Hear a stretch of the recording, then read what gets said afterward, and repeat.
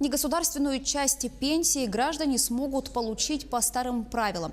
Накопительную часть пенсии женщины будут получать с 50 лет, мужчины с 55 лет.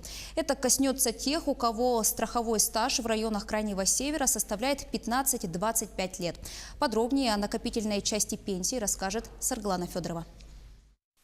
Накопительную пенсию, средства, которые перечисляет работодатель на счет своего сотрудника, можно получить сразу в полном объеме или в течение определенного срока. Например, в течение 10 лет. Как ее инвестировать, решает сам сотрудник. Так как я только недавно начала свою трудовую деятельность, я пока не задумывалась о накопительной части своей трудовой пенсии, но знаю, что для этого нужно получать белую зарплату.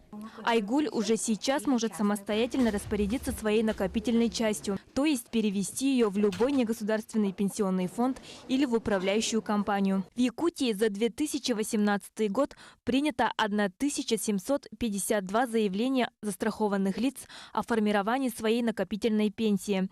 Из них о выборе управляющей компании 20 заявлений, о переходе из Пенсионного фонда России в негосударственный пенсионный фонд 471 заявление, о переходе в пенсионный фонд из негосударственного пенсионного фонда 537 заявлений, о переходе из одного негосударственного фонда в другой 724 заявления. С 1 января текущего года застрахованные лица могут подать заявление о досрочном переходе из фонда в другой не позднее 1 декабря.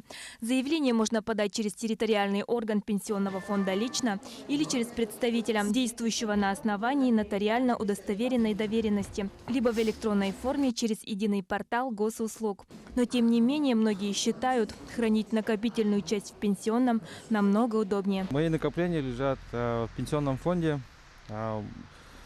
Можно проверить через мобильное приложение, есть АПФР, электронные услуги. А также можно заказать выписку из индивидуального лицевого счета и проверить накопления свои.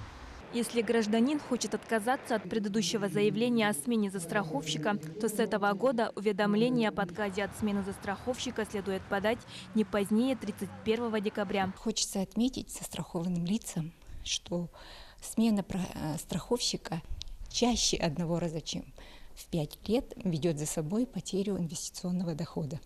Важно отметить, что даже в случае отказа от формирования накопительной пенсии все ранее сформированные пенсионные накопления граждан сохраняются и продолжают инвестироваться. И когда гражданин выйдет на пенсию и обратится за ее назначением, они будут выплачены в полном объеме. Сарглана Федорова, Григорий Хлопков, Якутск.